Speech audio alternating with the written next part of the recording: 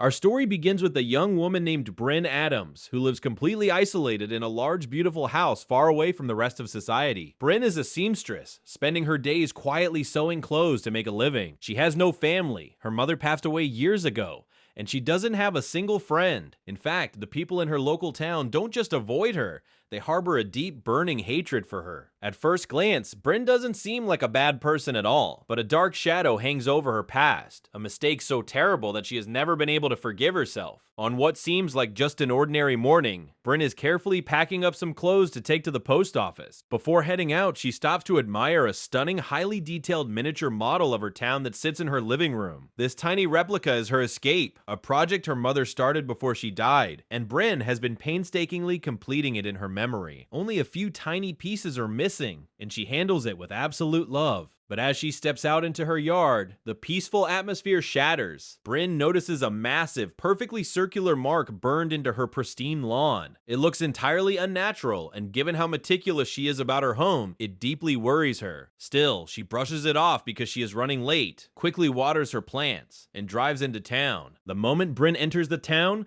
the tension is thick enough to cut with a knife. People deliberately avoid eye contact, heads turn, and eyes follow her with cold suspicion and open hostility. Bryn keeps her head down, retreating into her own bubble. At one point, she spots a young man she secretly has feelings for and tries to muster up the courage to speak to him, but he completely freezes her out, ignoring her existence entirely. Deeply hurt and reminded of her profound isolation, she finishes her errands and goes to visit her mother's grave, the only place she feels any comfort. While heading back to her car, she spots the town sheriff and his wife. Panic flashes across Bryn's face, and she quickly ducks behind her vehicle to hide from them. Later that afternoon, back in the safety of her home, she sits down to write a letter to her childhood best friend, Maud. In the letter, she mentions seeing Maud's parents today, revealing that the hostile sheriff and his wife are actually her friend's parents. Bryn writes these emotional, heartfelt letters all the time, but she never mails them. Why? Because Maud is dead. 10 years ago, Maud lost her life, and Bryn carries the crushing weight of responsibility for her death. This agonizing guilt is her prison, and it's the reason the entire community treats her like a monster. Seeking a momentary escape from her grief, Bryn receives a delivery she has been waiting weeks for, the final piece of her miniature town, a tiny schoolhouse. For a brief moment, she is overjoyed, dancing around her living room and celebrating with a drink, but the happiness is fleeting. The memory of Maud rushes back, and she collapses into sadness, writing that even after a decade, the pain hasn't faded. Night falls, and Bryn goes to bed, completely unaware that a mysterious, invisible presence is slowly descending from the sky, closing in on her isolated home. While she sleeps peacefully, the lights in her house begin to flicker violently. Bryn jolts awake to a loud, chaotic crashing sound. Outside, peering through the window, she sees her trash cans violently scattered across the yard. Shaken, she tries to flip the light switch, but the power is completely dead. Creeping downstairs into the pitch black, her heart stops on the staircase. The front door is wide open, swaying gently in the night breeze. Before her brain can even process the danger, a bizarre, unnatural shadow moves across the living room floor. Terrified, Bryn covers her mouth to muffle her breathing and realizes with absolute horror that whatever is in her house is not human. It's an alien creature, moving like a ghost. She sprints back upstairs and crams herself under her bed. The creature follows her. The sound of its heavy metallic footsteps echoes through the hallway, entering her bedroom.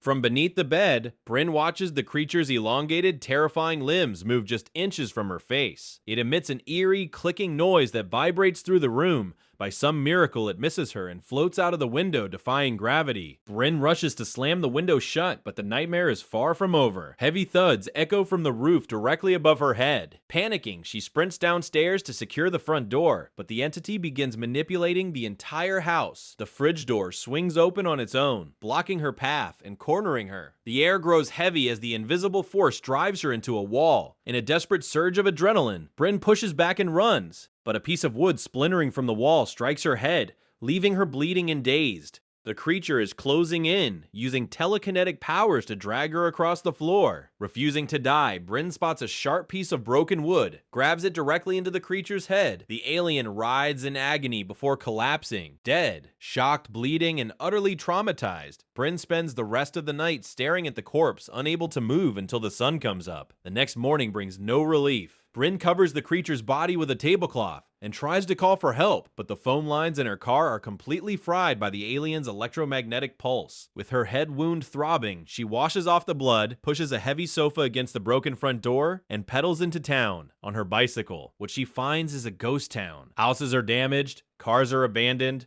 and those same terrifying circular burn marks are etched into lawns everywhere. The invasion wasn't just at her house, it was happening everywhere. She rides straight to the police station, desperate for protection. But the moment she walks in, she runs directly into Maud's grieving mother. Before Bryn can utter a word of warning, Maud's mother looks at her with pure venom and spits directly in her face. The hatred is so consuming that Bryn realizes no one in this town will ever listen to her, let alone save her. Realizing she is entirely on her own, she runs to the edge of town and spots a bus trying to escape. She manages to get on, but within seconds, the delivery man she saw earlier stands up. His body moves in horrifying, jerky angles, and a sickening worm-like parasite is visibly slithering beneath the skin of his throat. He emits the same clicking alien noise. Suddenly, almost every passenger on the bus turns into a mindless puppet, their eyes vacant, reaching for Bryn. Only the driver is still human, slamming on the brakes to give her a split second to escape. Bryn flees into the woods, running until she reaches the town church, but the doors are locked tight. With nowhere left to hide, she stumbles into the adjacent cemetery and collapses next to Maud's grave. Looking at the headstone of the friend she took away, Bryn is completely broken, weeping under a sky that is suddenly turning a sickening bruised purple. Massive, cloaked spacecraft begin tearing through the clouds, flashing with blinding light. The invasion is reaching its climax. Bryn runs toward the neighborhood of the boy she liked,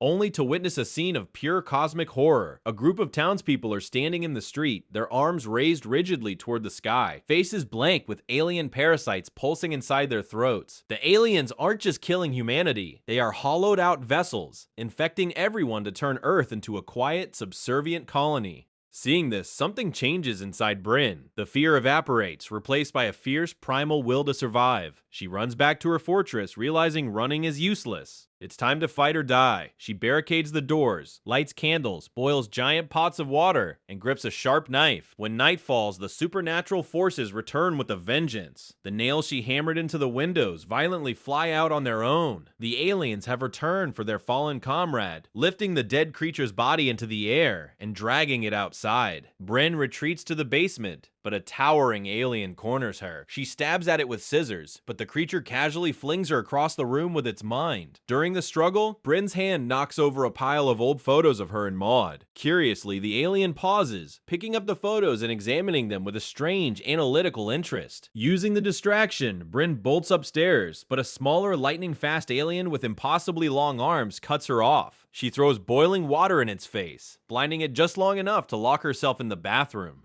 The creature begins splintering the door to pieces as it reaches through the gap and grabs her legs. Bryn fights like a wild animal, stabbing it with a broken broom handle and repeatedly slamming a cabinet door onto its skull until it stops moving. But there is no time to breathe. A larger alien, accompanied by a mind-controlled townsman, bursts in. The puppet grabs Bryn and drags her kicking and screaming out into the yard. A blinding blue tractor beam shoots down from a massive mothership overhead. They don't want to just infect her anymore. She has killed 3 of their kind, and she is a high-priority target. In a final act of desperation, Bryn kicks her captor directly into the beam. The ship accidentally hoists the mind-controlled man instead, dropping him halfway through the air when they realize the mistake. Bryn sprints to her car, but an alien materializes right in front of her. Thinking fast, she lures it inside the vehicle, slams the door, and sets the car ablaze, watching the creature burn. But the tractor beam is relentless, chasing her back into the house. Inside, yet another alien is waiting, holding the childhood photos. It freezes Bryn in a powerful red stasis field, rendering her completely paralyzed. The alien opens its jaws and releases a squirming, horrific parasite that crawls down Bryn's throat. Suddenly, the chaos vanishes. Bryn wakes up in a perfectly warm, sunlit version of her home. The nightmare is over. The house is clean, and standing at the bottom of the stairs is Maud, smiling and alive. Overjoyed and weeping, Bryn falls to her knees, begging her friend for forgiveness. But as Maud reaches out, Bryn looks at her hands and remembers the cold, hard truth. Maud is dead. This is nothing but a beautiful, cruel illusion designed by the parasite to pacify her mind while it takes over her body. Refusing to live a lie, Brynn forces her fingers down her own throat, choking and gagging, and violently rips the parasite out of her body. Rejecting the alien collective mind, she snaps back to the horrific reality of her dark, ruined house, spitting the creature onto the floor. But the parasite begins to rapidly mutate under the ship's light, cloning Brynn's DNA. Within seconds, a perfect physical clone of Brynn stands before her, possessing all of her memories but wielding a knife. The clone lunges, and a brutal, bloody mirror match ensues. Brynn manages to overpower her own double, stabbing the clone to death. Weak, bleeding out, and completely exhausted, Brynn can no longer fight as the tractor beam finally lifts her into the core of the mothership. Inside the ship, she is surrounded by a council of towering alien entities. One of them steps forward and places a long, glowing finger onto her forehead, violently pulling her memories into the open air. We finally see exactly what happened 10 years ago. A petty childhood argument between two little girls escalated, and in a flash of blind childish rage, Brynn picked up a heavy rock and struck Maud in the head, killing her instantly. For 10 years, Brynn lived in a prison of her own mind, drowning in self-hatred, writing letters to a ghost, unable to find a single shred of peace. The aliens watch this lifetime of profound sorrow, guilt, and agonizing regret. They don't see a threat. They see a creature that has already been tortured enough by her own conscience. In a shocking twist of empathy, the aliens gently lower Brynn back to Earth, completely uninfected and unharmed. Through this cosmic judgment, Brynn finally finds the strength to forgive herself. The final scene shows Brynn living a seemingly perfect life in her town. She dances, she smiles, and she walks through the streets. The townspeople greet her with warmth, kindness, and smiles, and the boy she liked holds her hand. But if you look closely, their eyes are blank, and they move with a subtle, synchronized stiffness. Earth has been entirely conquered, the entire town is populated by alien puppets, and Brynn is quite literally the last true human left alive on Earth. But to her, it doesn't matter. The real humans hated her, and the aliens gave her the peaceful, forgiving world she had been building in her miniature model all along. If you had to choose between living in a harsh reality where everyone hates you for your worst mistake, or a peaceful, fabricated paradise run by an alien invasion, which one would you choose? Let me know in the comments below. Thanks for watching.